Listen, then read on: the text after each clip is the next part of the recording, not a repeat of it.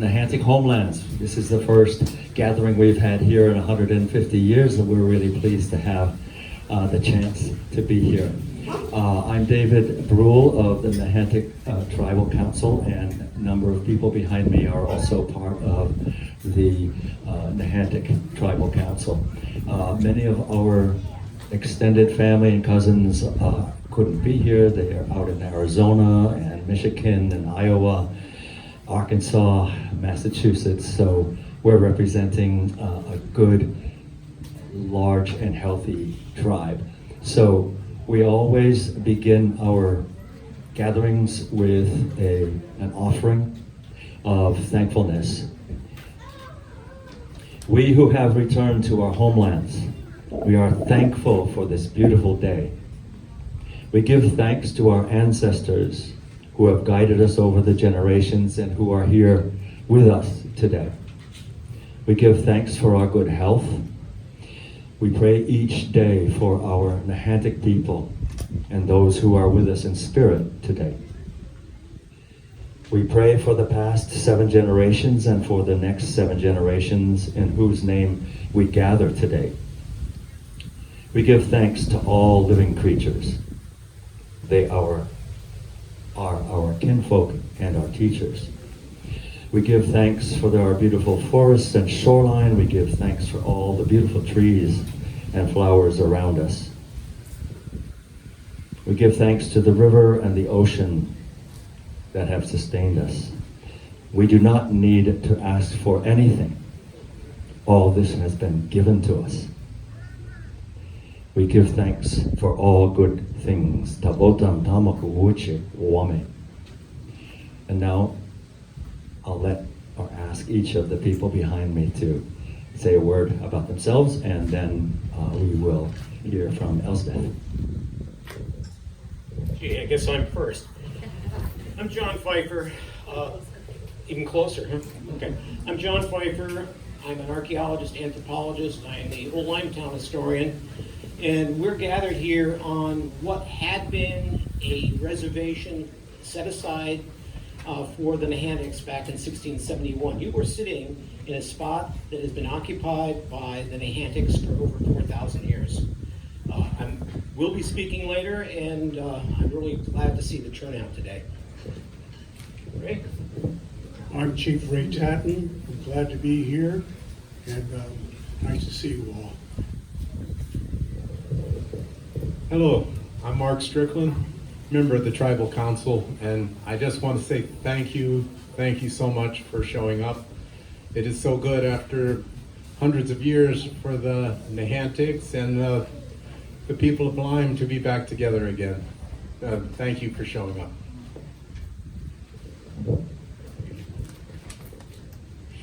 Hi, I'm Elspeth Dowd. I'm the event organizer for the day, working as a volunteer for the East Lyme Historical Society, and thank you all for being here on this very, very special day. Thank you, Mark and David and John and Ray, for being here. Thank you to the East Lyme Historical Society, Norm Peck, Liz Kuchta, and all of our volunteers for making this day possible and for being a sponsor of the event. Thank you to East Lyme Parks and Rec, especially Mike McDowell, who's installed new signage in the park that you might see if you're walking around, which we were very excited and pleased about. Thank you to the East Lyme Public Library, especially Director Lisa Timothy, and we've got some handouts that she put together that list a number of books about Indigenous histories and cultures and the Nehantics available at the library. Thank you to our co-sponsor, the Southeastern Connecticut Organization for Racial Equity, especially Esteban Garcia and all their board for helping make this event possible. Thank you to our volunteers, Michelle Maitland. We have East Lyme High School students from the Spanish Honor Society, Sociedad Honoraria Hispanica, and to Laura Barry and Jess Garcia, their teachers. And thank you to some of the individuals who have also made today possible, Cheryl and Fred Carroll, Joan and Bernard Dowd, Miley and Trevor Richard, and Saul and Esther Spiegel. We're also so pleased to welcome Jennifer Lee, who has our Eastern Conical Wigwam back there, And we're going to be welcoming the Humble Spirit Drum Group soon, and I'm just so excited about today. So without further ado, I will pass it back over to John. Dr. Pfeiffer, all yours. Thank you. Okay, I'm not sure how well this is well going to project. A little too bright. I was hoping for a little more cloud this morning. No such luck. I think one of the things we got to recognize right off, the message that we're trying to send today, even though there is a sign over and a stone plaque that suggests that the tribe is extinct, it is not. We are here. I've been involved as an archaeologist and anthropologist in the lower Connecticut Valley for many, many, many years. Probably approaching 60, all right? I'm well kept, all right? While my initial experience was archaeology and finding arrowheads and so forth and so on, which is the way many people who are interested in natives and native peoples start off, I've moved well beyond that point. And I think part of that has to do with trying to put families together who have been separated for various reasons for hundreds of years from their homeland. And that's really what we're talking about and what we're going to see today. This was the homeland of the Nehantic, an area that basically focused between the Pequot River, which is the Thames, and the Connecticut River as being the homeland, but the relationships between villages that were sprinkled throughout southeastern Connecticut, it was very, very close. One of the things that we really must recognize is the amount of flexibility and fluidity that we saw with regards to how people can move from one place to another, from one village to another, and be openly recognized as a member of the same kin. Kinship extended really from Narragansett all the way to New Haven, without any doubt on that. And in many of the documents that we see from the 1700s and even 1600s, marriages were extended throughout that area. People were marrying, one Native American would be marrying another Native American, and they would be from very different villages. So one of the messages is it's difficult for us to say, oh, this individual is from this tribe or this tribe. The term tribe really isn't appropriate for the way social organization was in prehistory for sure. Okay. The sign here, the first, which you can't see, right? So I'm going to tell you, it's really great. We have Wigwam Rock out there. It's part of our identity. One of the things that when Nehantics met, they would start a fire, a beacon fire on Wigwam Rock. But there were many other beacon fires as well on prominent points of land throughout southeastern Connecticut. There are certainly ones in the Connecticut River. There's one called Obed's Altar. Maybe some of you heard that, where a signal fire was set by a native Nehantic named Obed back in the 1600s. And there were probably ones that we'd call the Montauksin from Long Island, native groups on Fisher's Island. You could see that, especially if you went out to Millstone Point with the fire there, not the nuclear type of fire. Anyways, those signal beacons were very, very important, and is part of our symbol as a group of natives that positioned themselves at the confluence of the land and the sea. Next slide, please.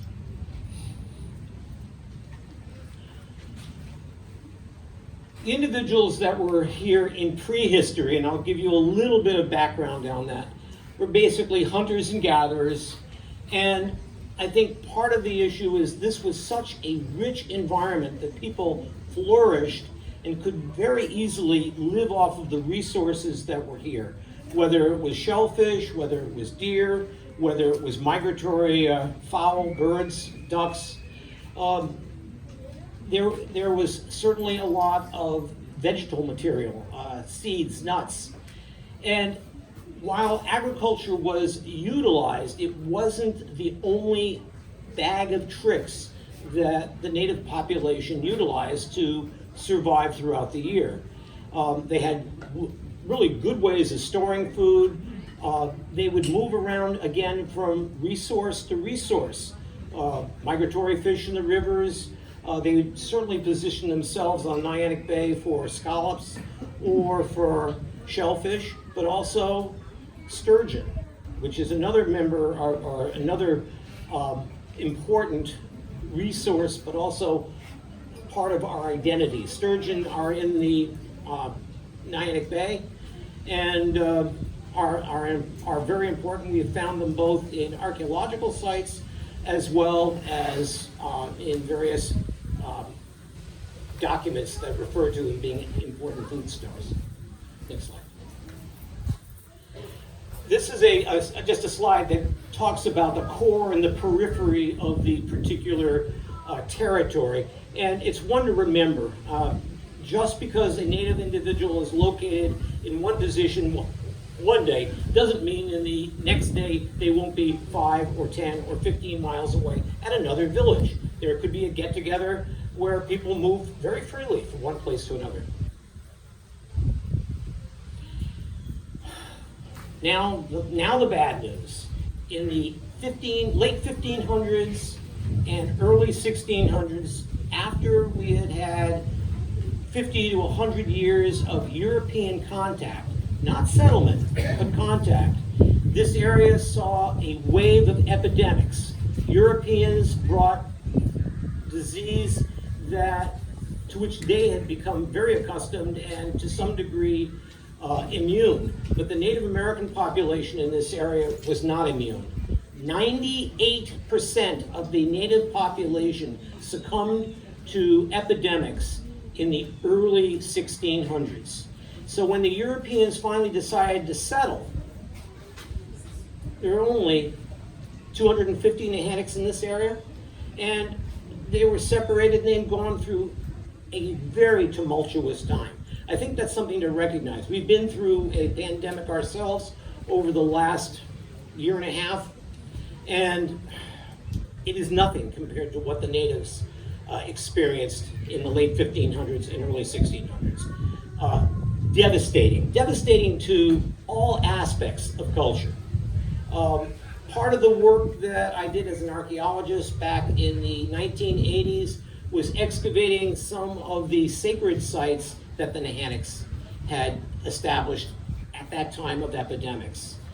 And we looked at the individuals who had died, and none of them were people that should have died. There was no sign of any trauma. They were what we would refer to as a typical epidemic population. They were all in the prime of their life. They had no indication of major illness other than something that came to them very quickly and to which they succumbed. The documents indicate that a lot of these people that succumbed to the epidemics actually didn't die from the disease, but the entire village would get sick all at once, and there was no one to take care of them. And that's something that should ring clear with us today. That is something that is still very, very, very real about epidemics.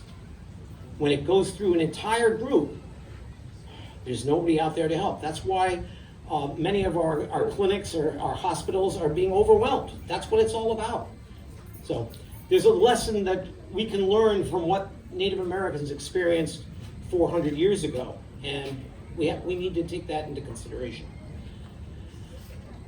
Population in this area at point of contact about 250. It dwindles from that point on. Next slide. Narragansett, Pequot, Mohegan, Nehantic, Montauk, Hammonasset, Totokan, Quinnipiac, closely tied together. These are all place names. First Europeans came here and they'd said to a Native American, "Who are you?" And probably under their voice, "Who the hell are you guys?" All right, that's probably what they said, but that really didn't get transferred too well. But we're the people that live here. That's what they said. Oh, well, what's here? Oh, Niantic. Well, Niantic is a place name. It is the spot where the sea meets the land. Okay? So it's not necessarily the Nehantic tribe. This is where we are. This is who we are. This is where we live. Who are you? That's literally the initial conversation that was that occurred, and unfortunately, very much misunderstood. Next slide. The pooling of resources is something that's very, very important to recognize. We are an economic institution that's based on capitalism. We like to keep our wealth close to our pocketbooks or our chest, and we assess who we are by what we have. That is a totally and utterly alien viewpoint from the perspective of Native Americans. You gain your power, your authority, and your respect on the basis of what you give away. That's the Native belief. You can't possibly own the land. You can't possibly own the resources. They are there for everyone and everything. Native Americans had that view of this entire area around us. Europeans looked at the Native way of owning or of using the land and said, well, you don't do anything to improve it. You don't manage the land, therefore you don't deserve the land, and that gave Europeans the basis for being here today. That is basically the idea that you don't improve the land, that you don't manage the land. The word of how we tend our fields, we manure our fields. That means to manage in French, okay? But the concept of managing the land is a huge issue with regards to the cultural viewpoint of Europeans versus the cultural viewpoint of Native Americans. And that's something that really didn't get straightened out forever. Where does this overlap into? Well, in many arrangements when Natives and Europeans came together either for trade or whatever, Natives expected individuals to give things. And you give things back. And there are no strings attached. We see in the legal documents from New London County over and over and over again Indian debt as being a very serious infraction that people were going to jail for. Debt, there was no basis for them to understand that there were strings attached to materials that were flowing from one individual to another. Just a very, very different way of viewing your relationship to the world. So it set up Native Americans, especially in this area, but in all areas, basically, at a very confrontational and a very great disadvantage. You know, we look in prehistory here, there are arrowheads, our stone bowls, our ceramics, and we look at that as being, oh, that's what it is. That's the indication of who Nehantics are. It's all based in the past, and that's not the way it is. And the rest of the story that I will tell today will be basically the story of how Nehantics have adjusted to the new world, the new environment that is basically not only a physical environment, but certainly a cultural environment. How to wind your way through a European tradition and culture, and being at a huge disadvantage while doing that. Next slide. While a lot of things can be changed very easily, if someone has a good idea, we will adapt to a new idea or adopt a new idea.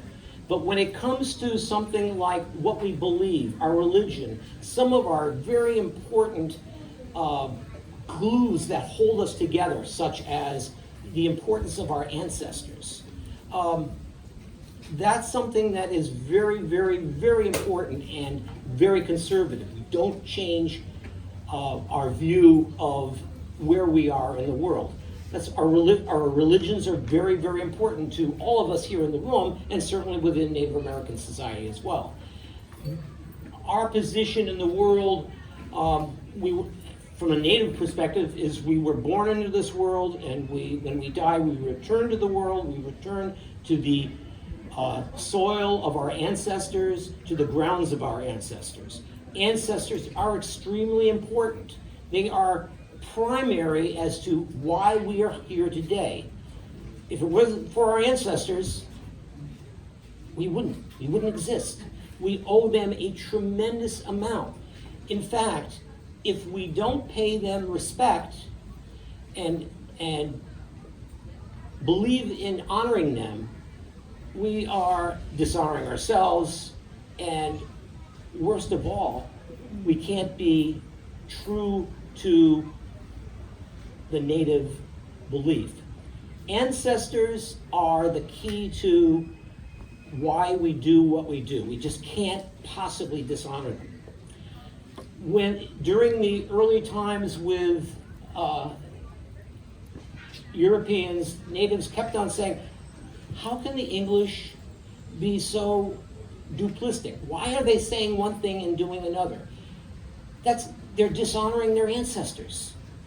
And Roger Williams, who wrote a book, The Key to the Languages of America, in 1646, went about and talking to various natives. He learned their language to a certain degree, and they kept on asking, why do the English do this? How can they possibly dishonor themselves? Why are they being so unjust?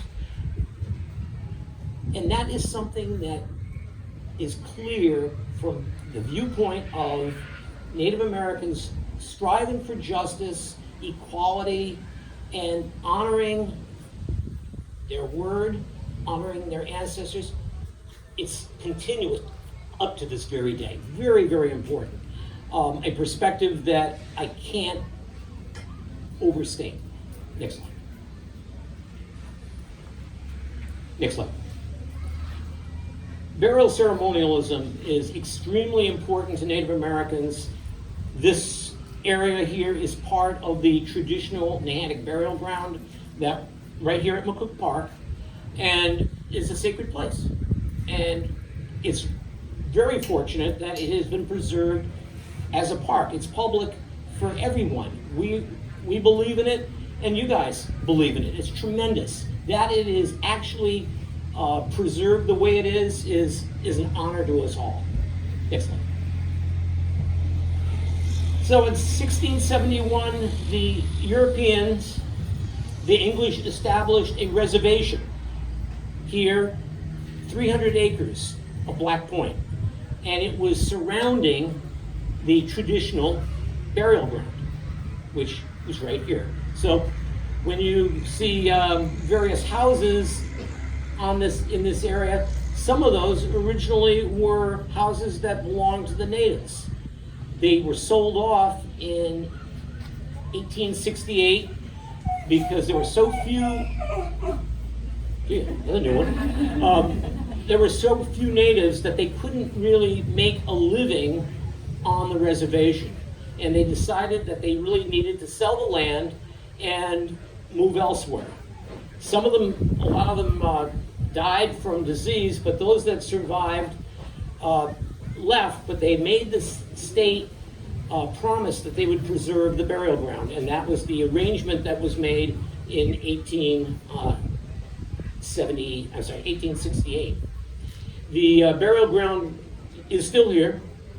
The territory was sold off to local farmers, and some of the families moved off. Some of them went to Philadelphia, others to New London, and the population was declared extinct by the state in 1870.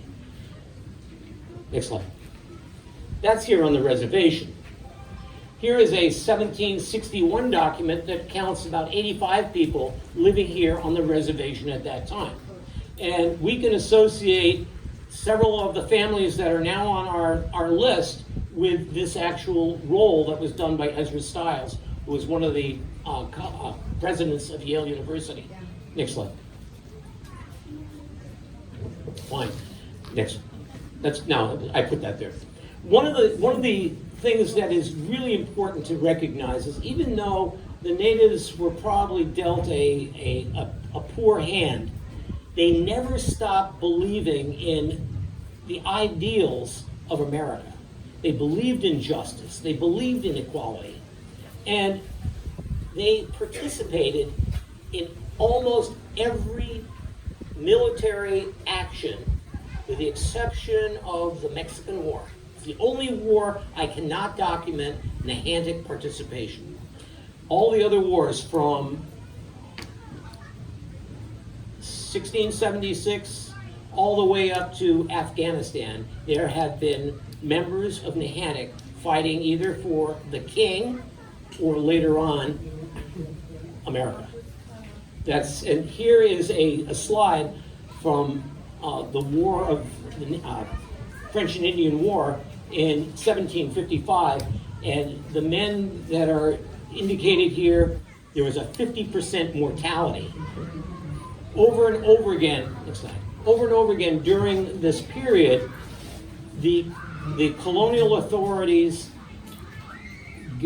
impressed their colonists and got them to fight for various wars. And in 1689, during the early French and Indian Wars, 700 men were recruited from this particular area.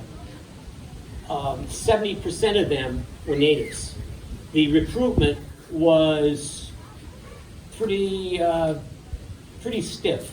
Basically what they did is they'd go into a community and take natives, servants, Negroes, and vagrants, and pull them off the street and put them onto either ships or into His Majesty's military.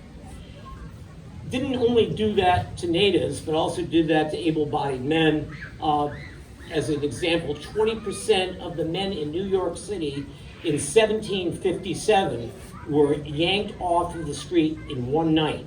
And this was one of the major policies that caused the American Revolution. You don't see that too much in the history books, but impressment was a big deal. And when all of a sudden you lose 20% of your population to a military recruitment overnight, yes, yanking him by the hair and saying you're now fighting for the king, that really caused a tremendous amount of duress throughout the colonies. Next slide.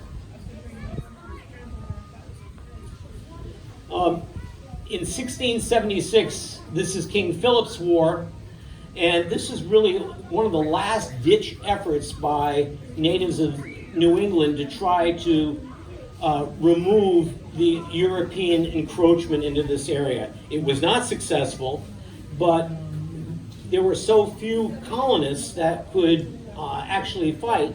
Again, they recruited from the reservations, and 2/3 of those individuals that fought against other native groups were in fact Nehanics, Mohegan, Pequot, and so forth. In the 1740s, several families here from Nehantic were recruited to march all the way up to Lewisburg in what is now Nova Scotia. That's I just drove that yesterday. No joke.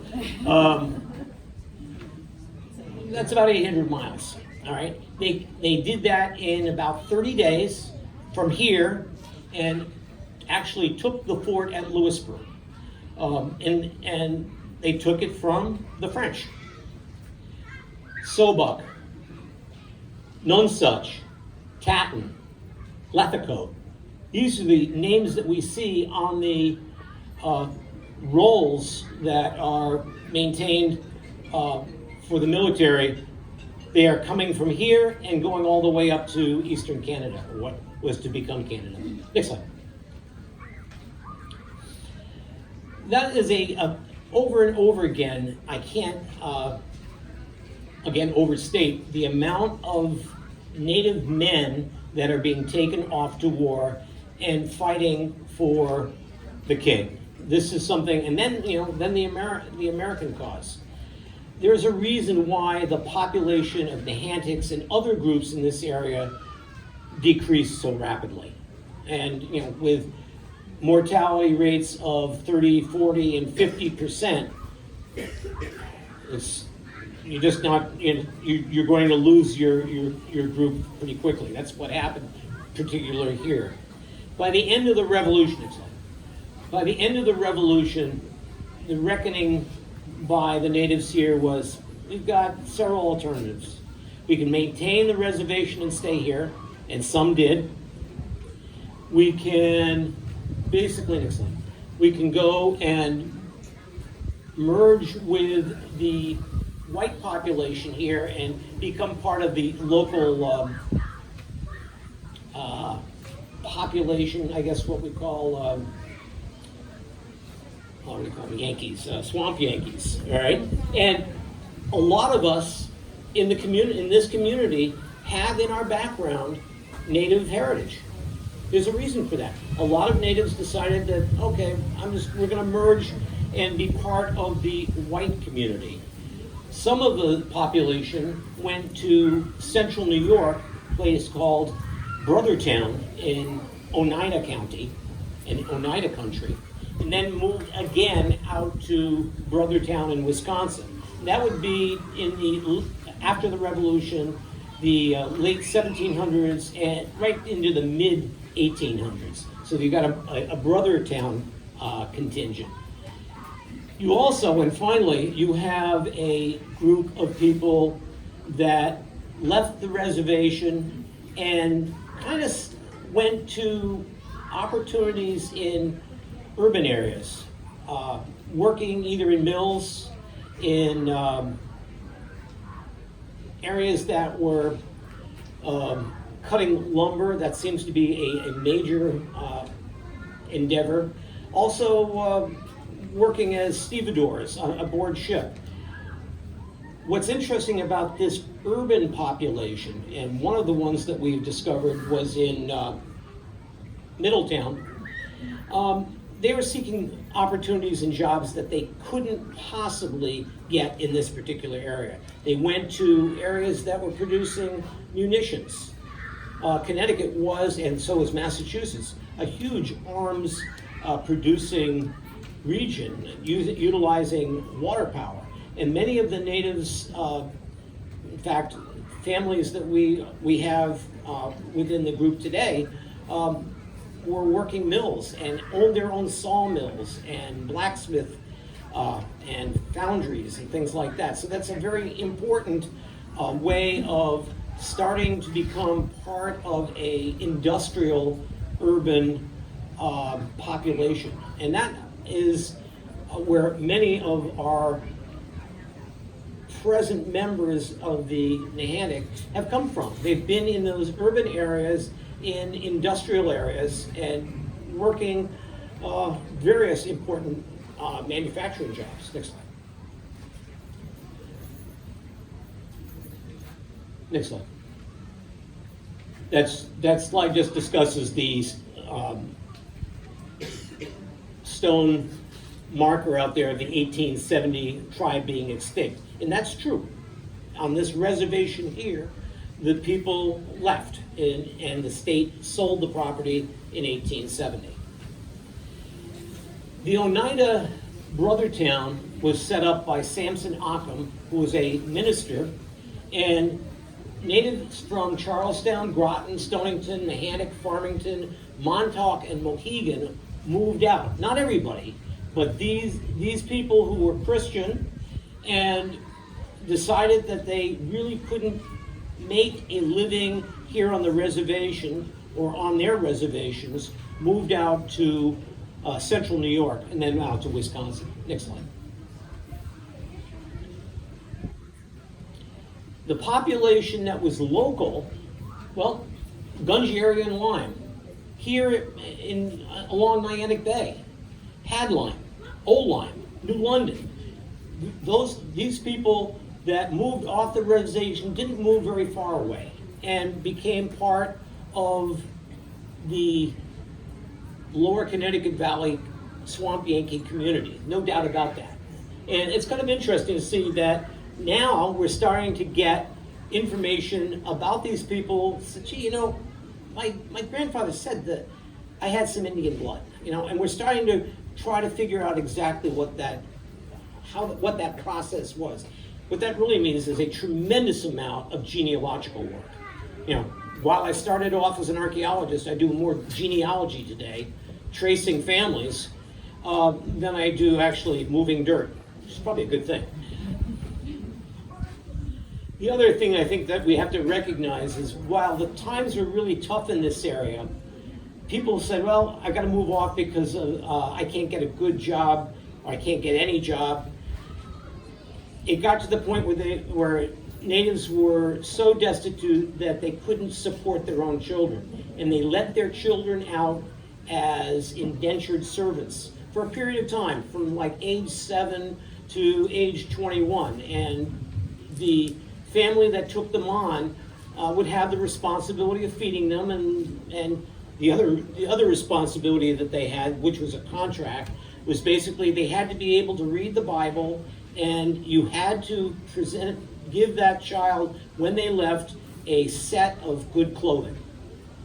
And you had a person that worked in your fields, worked for you in any way, shape, or form that you desired, and that indenture was difficult for a lot of the kids, and it's something that probably left many scars. I know that Canada is going through a similar kind of problem in trying to reconstitute families that were broken up by the indenture process, or schoolings where you would send kids off to special schools. Okay. Next one. I think one of the things that we have to recognize is that, especially within the urban community, natives worked tirelessly for human rights, for equality. They became very, very pivotal in a lot of the churches that embraced abolitionist views. In fact, one family in particular, the Jeffries family, one of the individuals left the reservation and went to Middletown and became a pivotal member of an Underground Railroad community, and embraced and became the progenitor, the initiator of the NAACP. They are listed, Nehantic families are listed on Connecticut's Freedom Trail. The important thing from my standpoint is, we have Nehanics that are listed as African American, but in fact, they are natives, and they are taking part in a very significant civil rights movement in the United States during the 19th and 20th century. Both the families that are represented here today are very clearly involved during the 19th and 20th century in civil rights. Excellent. The Connecticut Valley really is the location that many of the families that became urban natives, and it starts as far north as the Indian Stream Republic on the Canadian border, and goes all the way down to New Haven, Ansonia, Derby.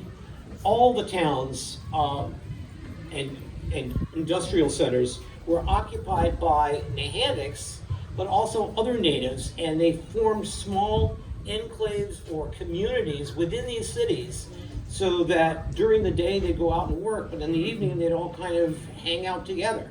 And even though they blended into the American economy, they maintained many of their native traditions, beliefs, Marriage practices, they continually married each other rather than going out into the other communities. And you see that over and over again, well into the 19th century. As the population got lower and lower, there were times when they couldn't find other native partners, and we get some other individuals getting into the picture. But they really attempted to maintain that identity, the native identity, even when they were in these urban centers. Next slide.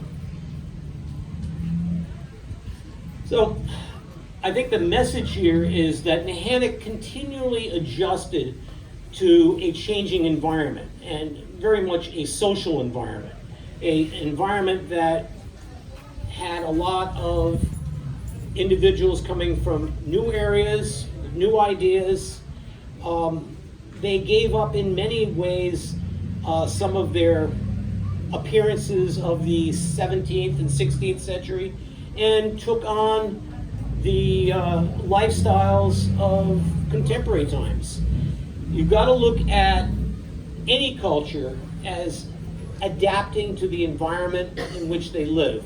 And the Nehanics have done that for over 4,000 years, and they continue to do it.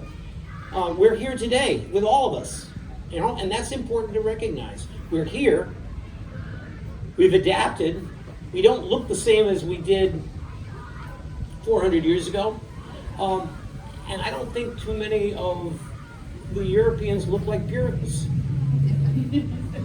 Is Hester Prynne anywhere around here? No.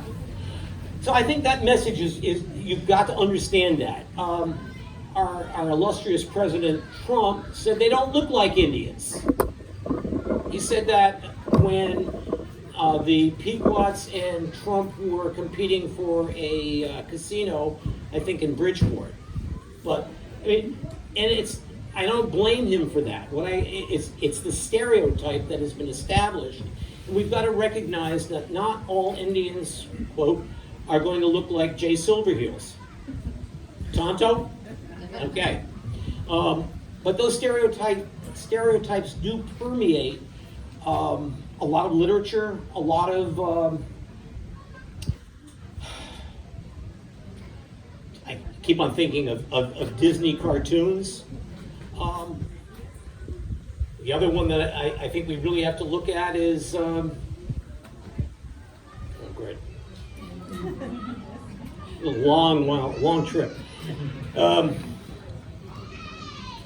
Good. Wendy and Peter Pan, that's it, yeah. Okay, with Peter Pan, I mean, you got the little boys and girls dressing up as Indians and face painting, and that comes right out of Peter Pan. It also comes out of Disney stereotyping.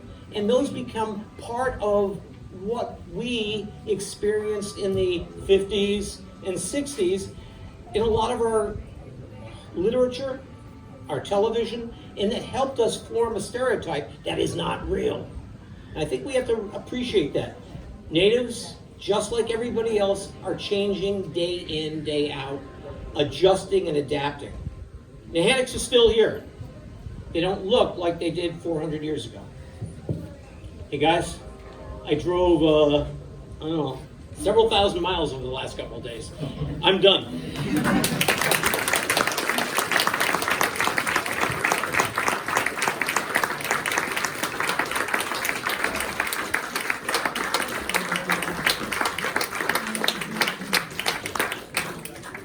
Thank you, John. Let's see. David, do you want to speak some more? Do you want to do a Q&A now? Yeah, why don't we just, this afternoon we're going to be back, John, after maybe takes a nap or something, we'll take a little bit more time to talk. However, we've got a couple of things going on. One is the drum group is arriving, and they're going to eventually set up over this way and be playing for about 3 hours, which is really great for us. Very pounding, loud, first-time drums that will have been heard here in the last 300 years, perhaps. So Otherwise, if I can find Mark, here's Mark, John, and Ray are here, so we could field some questions if you have any. As I said, we'll probably also represent some of this material in the afternoon, but some of you may have other things to do.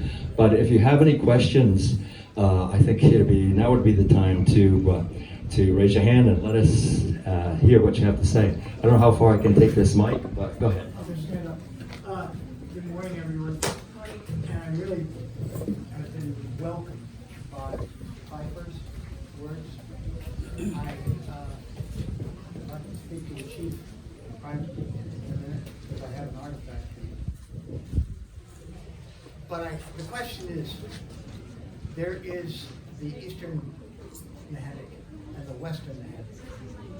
Obviously, the Western Nehatics are alive and well. Can you tell me about the Eastern Nehatics? Yes, I can. Nick? Yeah, I will. The Eastern and Western Nehantic. God, do I hate this thing?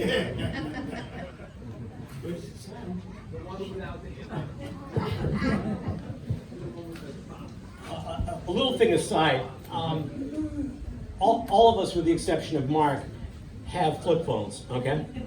So when we have a council meeting, it's interesting, and we're really not all that technologically adept, all right? Recently, I got a message somehow, I'm not sure how I got it, that my flip phone was no longer going to be supported by AT&T. Okay, so I got this new one for free. Well, we know what it's worth. Nothing, all right? I have no idea how to turn it on, off, or anything else. It is very depressing. On the other hand, with the Eastern and Western Nehanics, I do know how to handle that. Number one, the Eastern and Western Nehantic terminology really is established by DeForest in the 1850s as the dichotomy of two tribes, boy do I use that word rarely, is set up in the 1850s. And before that, the documents, you'll see the Indians in the documents, or you'll see the people at Charlestown, or the natives at Charlestown. What we see in the documents is very clearly people moving back and forth from Charlestown to Nehantic, Nehantic back to Charleston. We have one document that says, George Jeffreys is back again. It's cool. In the 1850s. I'm sorry, 1750s. And that's the kind of thing that we have to kind of look at. Europeans, in their view of natives, number one, seen one, you've seen them all. And I can show you documents that the exact same words Europeans, natives said, you've seen one European, you've seen them all. You're set up a dichotomy for real misunderstanding right off. The idea of tribes is more a construct, a European construct for this particular area than reality. The flexibility and fluidity of people moving from one area to another was economic, it was social in terms of kinship. It's the way it always was. And there were obligations that people had.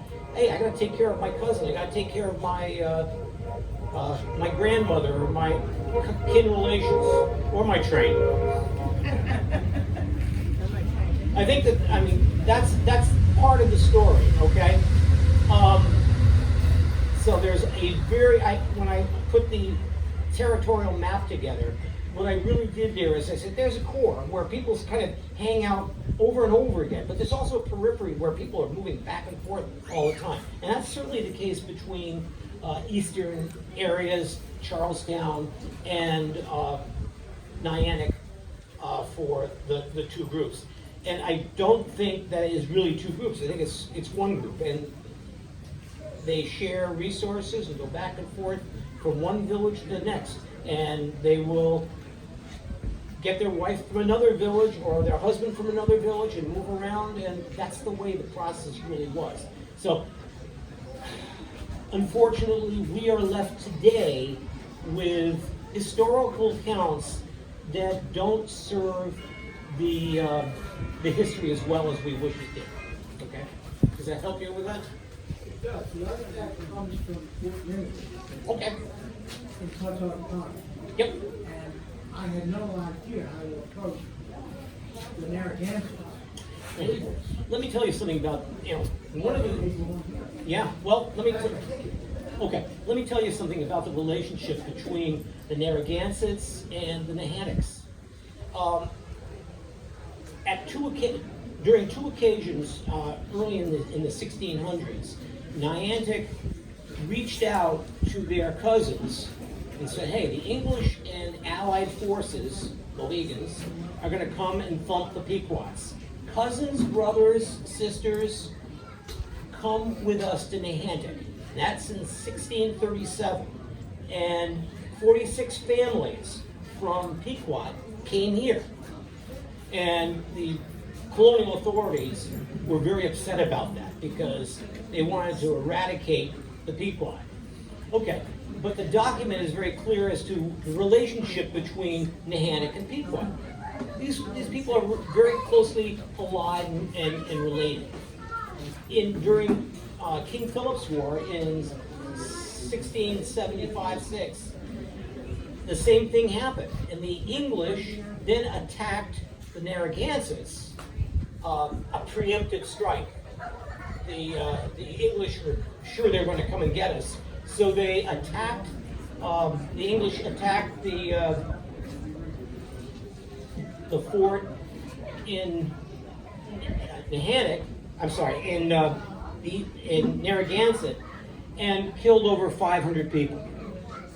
Okay, a massacre. That massacre was a preemptive strike. The refugees from that particular fight came and stayed with the Nehantics. Otherwise, they would have all been taken. So on two different occasions in the 1600s, Nehantics opened their door to kin that were in other villages that are termed Narragansett, Eastern Nehantic, or Pequot. Because that answers your question. Very good. Yes? The topic of artifacts. I live right in this area of Indigenous too. If we find artifacts, what's the appropriate thing to do with them? How can we get them back to the natives? Well, I think we have a historical society here that is exceptional, all right? They maintain very good collections at the Lee House. Make your contacts, and I think that over the time they have people identify artifacts for you and so forth and so on, but certainly make contacts with the Historical Society. Yes? I don't have a question, I just have a comment. I really appreciated how you emphasized that not all Native people look alike. In the 70s, we had the tall, dark-haired